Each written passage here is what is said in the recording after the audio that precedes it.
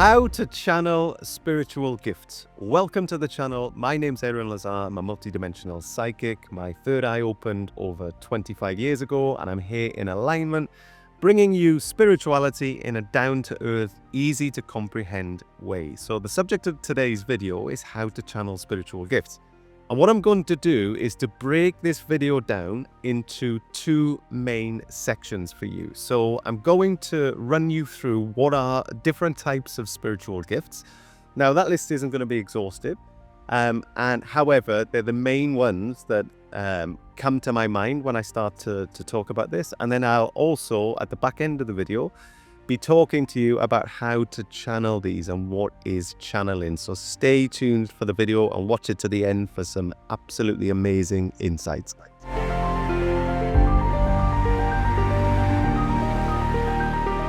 So here's the first section of the video where I'm going to be talking to you about different kinds of spiritual gifts, because you might be wondering, you might be new to this space.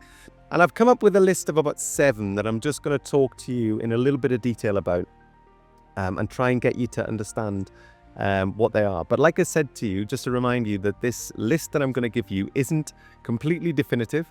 There's 7 that I'm going to give you, but there's way more than this. You know, the broad range of spiritual skills and abilities is just limitless.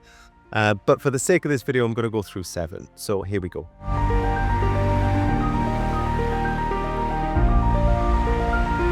So number 1 is people who are empathic, or what are called empaths. So what is this? And I'm going to try and explain it to you. So empaths are people who are sensitive to energy, and they pick up on people's emotional energy. So, and this can be quite overwhelming if people who are empathic can't control this. And they often find themselves in cities or metropolitan areas, and they become really drained being around other people because they tend to take on the weight of other people's emotions. And it can be really difficult, and quite often people who suffer with this, empaths who are really sensitive, find themselves sort of isolating themselves and not wanting to be around people. And I'll give you an example of what in real life, and this happened to me, because in many ways I read energy as a multidimensional psychic like I breathe. I can't help it.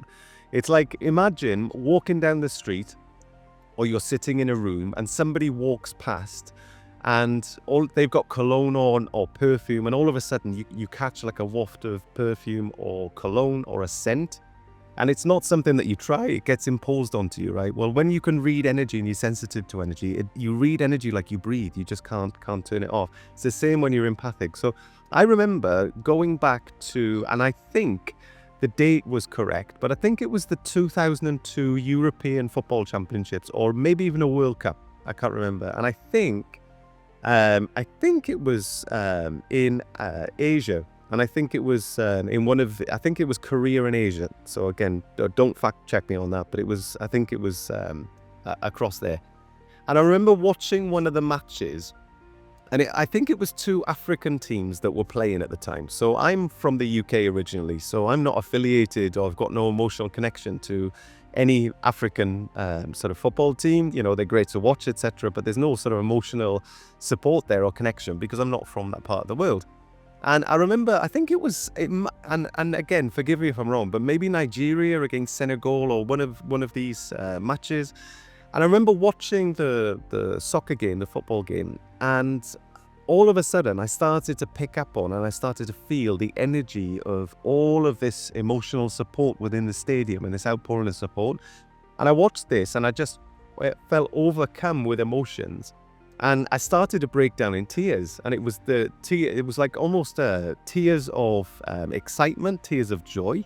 And it was basically me picking up on the energy of the crowd within that stadium. And I found myself completely uncontrollably sobbing, watching 2 African teams in a World Cup soccer tournament back in 2002. So again, you know, you can extrapolate. That's my example, but then there's other people who would be sensitive to this too. So if people are depressed or angry, or there's been arguments, etc., people who are empathic will just automatically pick up on this, and it can be really draining. So that sounds quite negative, doesn't it? Oh, it's really draining and difficult, but it is a spiritual gift. This is something that you need to comprehend, that being sensitive to energy is just something which is quite special. So that's number one.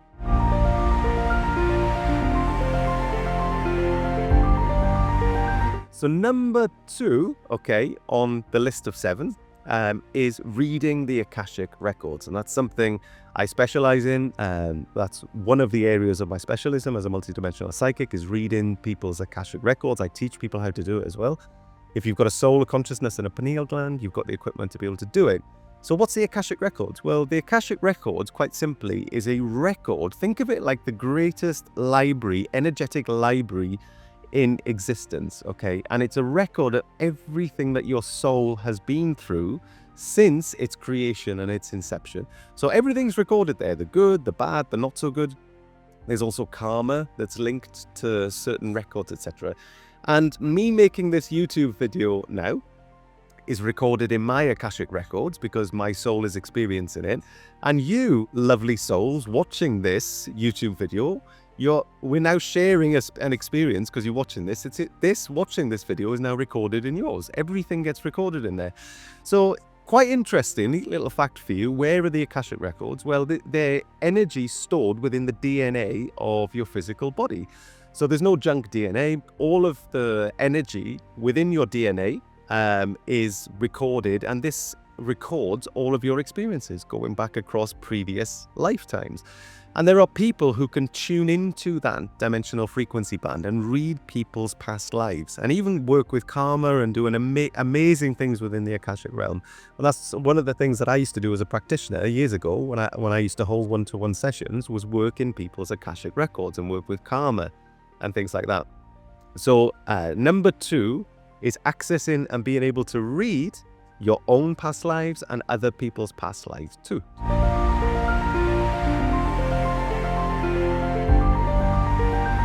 So number 3 on the list of 7 is channeling energy. So these are people who can harness energy from the quantum field, which is, think of the quantum field like an informational field that's got everything within it. So this informational field, the quantum field, contains energy, and energy can be manipulated with your consciousness and channeled and sent with intention, right? So think of people who are attuned to things like Reiki. Reiki is healing frequency. And so the people who are Reiki practitioners would have been attuned to be able to channel Reiki frequency. And that's frequency that actually heals people physically, which is super cool. Now, it's not just channeling Reiki. You can channel galactic energy. So that's one of the things that I pioneered. And one of the modalities that I pioneered, which is healing people's emotional pain and trauma with galactic channeled energy. And I've done this many, many times, and it stimulates what's called the emotional purge. It's a profound experience. And anybody who's experienced what I nickname the codes of bitter medicine will attest to just how powerful that is. So there are many ways of channeling energy and sending energy through. And it's effectively, think of it like channeling sort of invisible frequency. You can't see it with your eyes, but you will certainly feel it within your physicality. So channeling, being able to channel energy is another massive spiritual gift.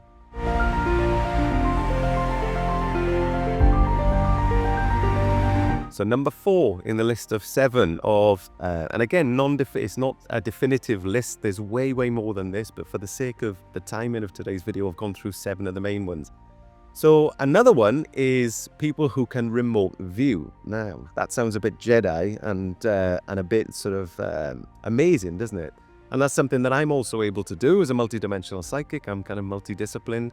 But effectively, what remote viewing is being able to access a different location on this planet within this dimensional frequency band around Earth, and actually go and remote view something away from your physicality with your consciousness. So imagine a situation. I'm sitting here now recording this video for you on the spiritual gifts and abilities. But then from this point here, me moving my point of attention outside of my body and taking a little trip and going off wherever I wanted to send it, and actually remote viewing a different location, etc. Now, there are government and psychotronic programs around the world that would employ remote viewers. There are police departments, etc., that employ psychics and remote viewers to try and help to solve unsolved crimes and things like this. So there's a massive use for it, and again, remote viewing, it sounds absolutely Jedi, but a lot of people, here's my sort of psychic opinion on it, is that remote viewing is actually a normal human function. We've just forgotten how to do it, but you can be taught how to remote view, but it's absolutely fantastic. Remote viewing is another incredible gift when it comes to that. So that's another one of the gifts, and on to the next.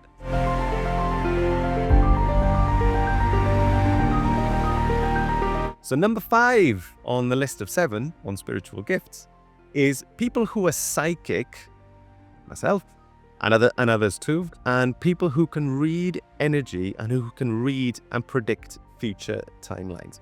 So when you are predicting something, or when you're reading future timelines or seeing over the horizon, my abilities are like a over the horizon radar. That's what I describe them as. It's like being able to see stuff that's coming before it comes into existence. And it's almost like forecasting. So, you would get like a meteorological computer who will, and it will read all of the potentials, and it will compute it all, and it will give you a forecast for the weather, right? Well, it's kind of the same when you're reading forward on timelines. Now, timelines can shift and they can change, etc. But as things stand at any given moment in time, you can take a snapshot of where we're heading to, and you can actually read things which are sort of coming over the horizon before they come into the physicality. And what that allows you to do is to get a sense and to get a feel of what's coming up, etc. And this is another thing. So like I say, people who are psychic can do different things with their consciousness. And I've heard, and again, I caveat this, it's not something I would ever do, because I believe in karma, and I always stay on the right side of it, and I never kind of go to places that I shouldn't with my consciousness, etc. There's always permission. But I have heard examples of people who are psychic, who are doing things like sports betting and things like that. I wouldn't advocate it, because of karma and things like that. But there's people using psychic abilities for many, many different things. And the people doing the sports betting have done okay from it. It's not how I choose to use my abilities, but that kind of thing exists. And it just highlights that when people are able to tune into energy and to tune into timelines and things like that, we can do this sort of supernatural stuff with our consciousness, which is great. So that's being able to read timelines. On to the next one next.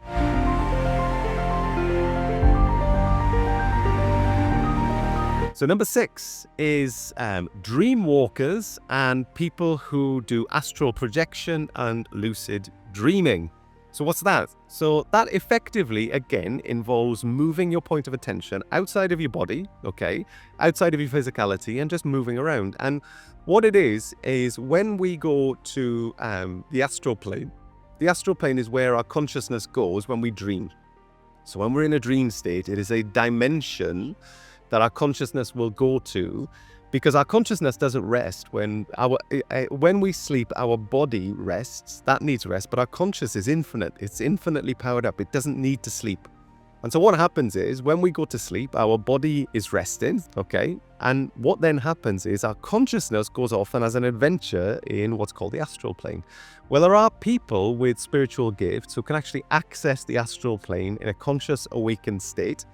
These are people who are called dream walkers. So these are people who can access other people's dreams. Have you ever seen the movie Inception, where they go in and the idea is that they would go into the dream and they would be planting ideas into people's minds. It's a good movie. The concept is good, but it's based around the concept of dream walking, how you could access potentially somebody else's dream state in a conscious awakened state and do different things. Now, again, law of free will and karma prevents, I would never ever do that, and I would never advocate for anybody doing that either. Always stay on the right side of the line and respect the universal law of free will, folks. But the astral plane is where all of this goes on. Another thing is people who do what's called lucid dreaming. So people can train themselves to be able to access that dream state whilst in a meditative state, but they're conscious and they're awake while they do it. So it's a fascinating area, the astral plane. And this is also something that is a gift that can be developed. It can be trained, but it's definitely something that we can do with our consciousness, which is quite interesting.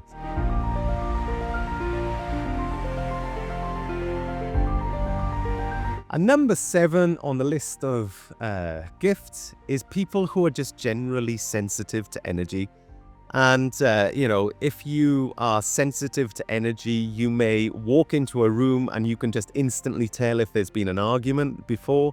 You can almost cut the atmosphere with a knife, or, when you walk into a room and you see people who are uncontrollably laughing, they're belly laughing at some kind of joke, and you don't know what the joke is, but you start to laugh along with it. You've been affected by the energy and by the frequency. And you will also pick up on the energy of others too. And again, this is just whether this is on an individual basis when you meet people, or perhaps it's when you pick up on the collective energies. So, whether you're being sensitive to the Schumann resonance, whether you're being sensitive to some of the astrological stuff that's going on at the time, or the full moon, or, the solstice, where there's heightened energies, whatever it is. If you're sensitive and you physically become affected by those energies, and you're a general sensitive, and again, it's a gift, you might think to yourself, well, Aeron, that's great. Yes, I'm sensitive, but what's the point in it? The point is that you can do it. That's the whole point of it, right? So again, general sensitives is another one. And again, that was a list of 7 for you. And, the sort of consciousness abilities, etc., are infinite. So, I could be here for a month of Sundays doing videos and videos on all the spiritual gifts. It'd be almost impossible. But just for the sake of the video today, I've given you the 7 main ones, just as they came to my consciousness before. So that's the gifts. In this next section that's coming up, following right now, I'm going to talk to you about how we're going to channel these gifts.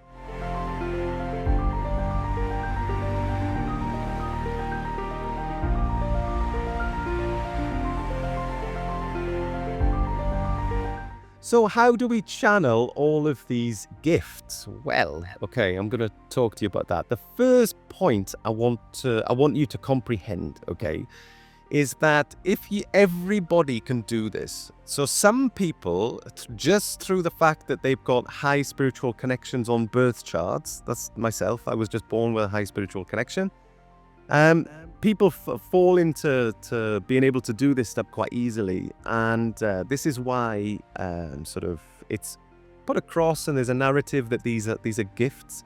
I would say that these are all abilities that can be trained, and you can learn how to do it, and these can be taught and to be passed on, because the fact is you've all got the equipment to be able to do this. So if you've got a soul, a consciousness, and a pineal gland, which I'm assuming as a human being, you've got all 3 of those. You've been born with the equipment to be able to do it.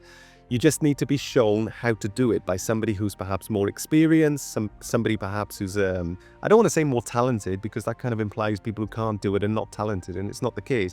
But what I mean by that is people who are born with high birth charts, high spiritual connections, who just find this stuff easy. So you just need to be shown, to be taught how to do it with somebody who's a little bit more experienced and a bit more adept at doing it, but you all have the ability to be able to do it.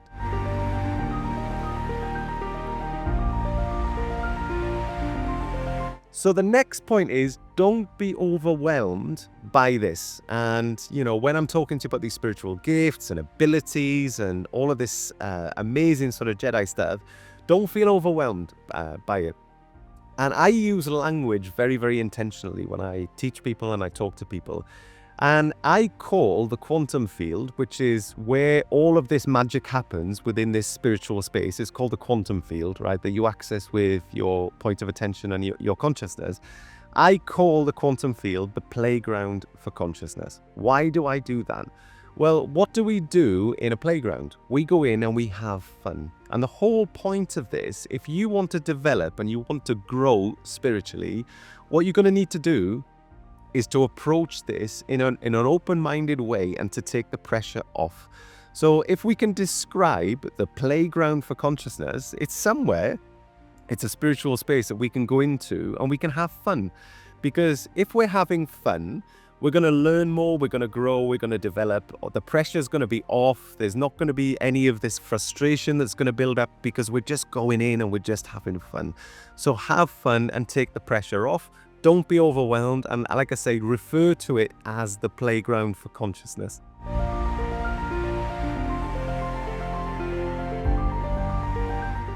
So the next point is that channeling, which is what we're going to be talking is channeling spiritual gifts. So channeling, I want you to think of it like streaming, right?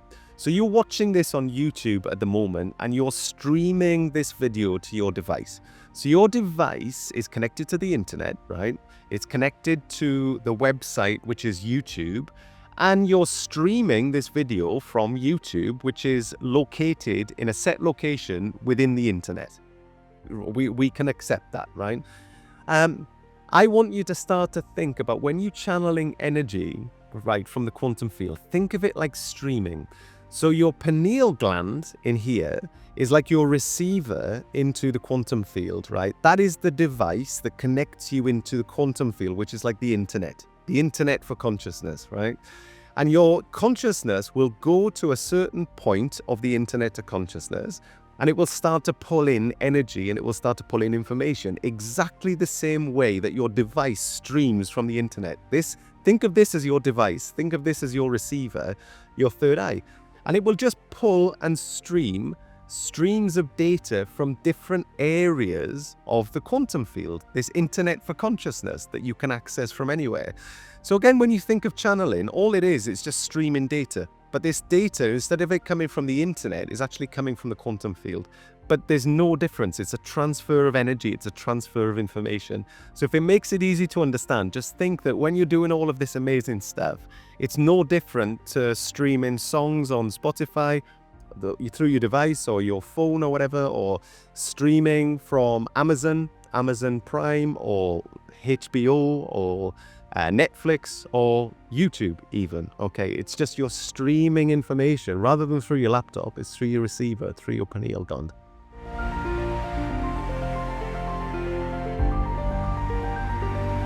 The next point I want to be talking to you about channeling is how this information comes through.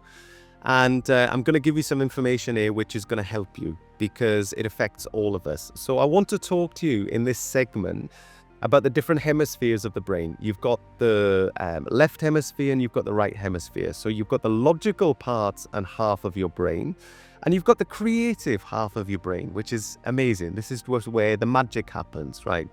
This provides a little bit of a problem, and I want to highlight this in this video, and it'll hopefully help you and it'll make it easy for you to navigate this moving forwards. So what happens when you're streaming this energy? You're streaming from the internet for consciousness, which is the quantum field. That energy and that information comes through to your pineal gland. On your pineal gland, you have little crystals. These little crystals transfer that energy into electrical impulses, and that electrical impulses feed into your mind, into the creative half of your brain. And what that does, it starts those electrical impulses that go in, your brain starts to form them into thoughts and to images, etc. And that forms in the creative hemisphere of your brain. It's where the magic happens. Now, here's the situation. So what happens is when your channeling starts to form within your mind, to the logical half of your brain, okay, that's going to look like and it's going to smell like your imagination, because your imagination also sits within the creative part of your brain. And so what's going to happen is, as you start to channel in this information that's coming from the quantum field, the logical half of your brain is going to look at what's coming in, and you're going to start to have these thoughts come into your mind, which is like, okay, you're making this up. This is your imagination. You are creating this. This isn't coming from outside, which is not the case. It's just to the logical half of your brain, it looks like and it smells like your imagination, because your imagination and what comes in from the quantum field sit in the same creative hemisphere of your brain. So when that happens, when you get these thoughts coming in that you're making this up, what you need to do, you can't banish the logical hemisphere of the brain. You have to work with it. So you have to humor it and say, okay, if you get those thoughts that come in, just say, well, okay, look, this, I appreciate what you're saying to me. I'm going to ignore you for now, and I'm just going to focus on what's coming in into the creative part of my brain from the quantum field. And after I'm finished, we can come back and we can discuss it. And you can just push that to one side and just focus on what it is that's coming through. And the second that you do that is the second that your logical half of your brain becomes a bit more quiet. And it's almost like the volume gets turned up and the speed gets turned up on what it is that you're actually channeling, and it actually becomes more powerful and quicker. So again, that's something that every single channel will go through. Every single person gets the first initial thought saying you're making this up, but you just have to ride with it, just go with the flow, and just allow it to flow in.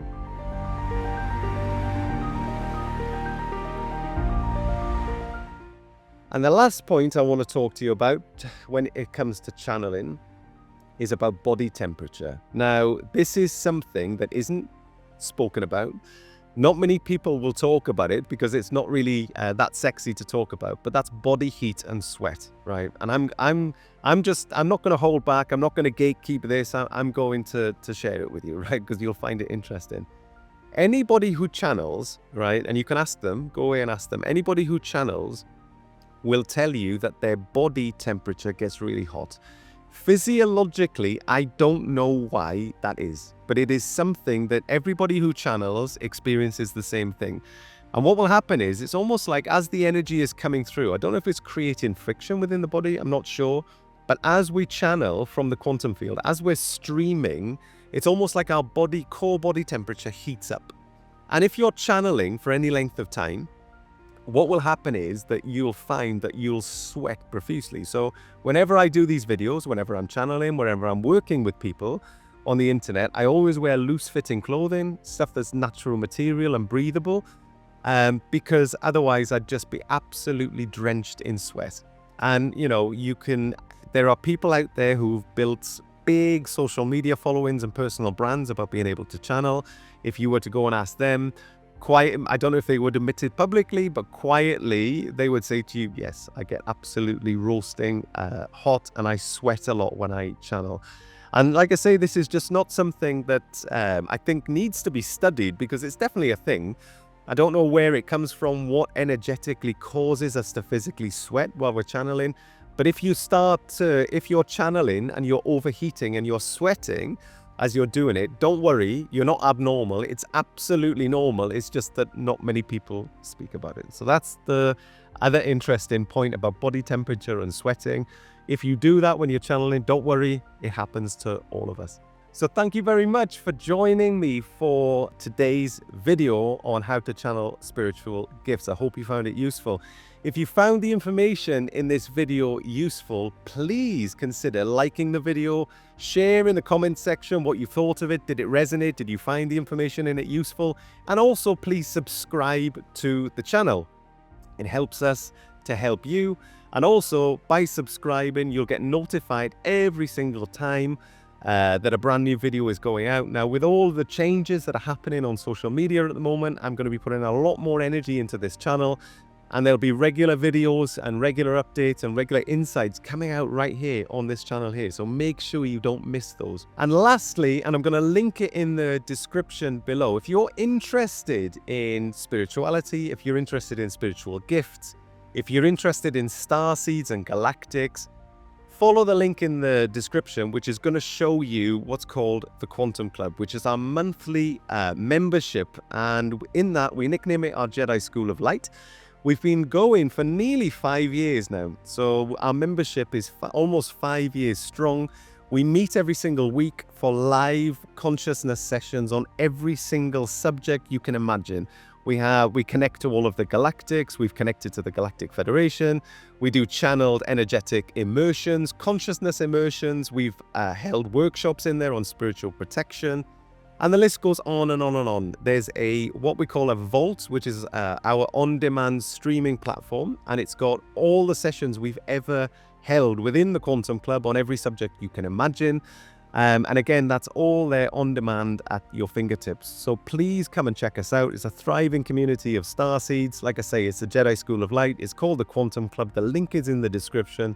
Come and join us. It'd be great to see you every single week for live sessions within that. Thanks so much for being here on today's video. I've really enjoyed the subject, and I will see you very, very soon on the next one. Take care of yourselves. Stay blessed. I love you all. Bye-bye.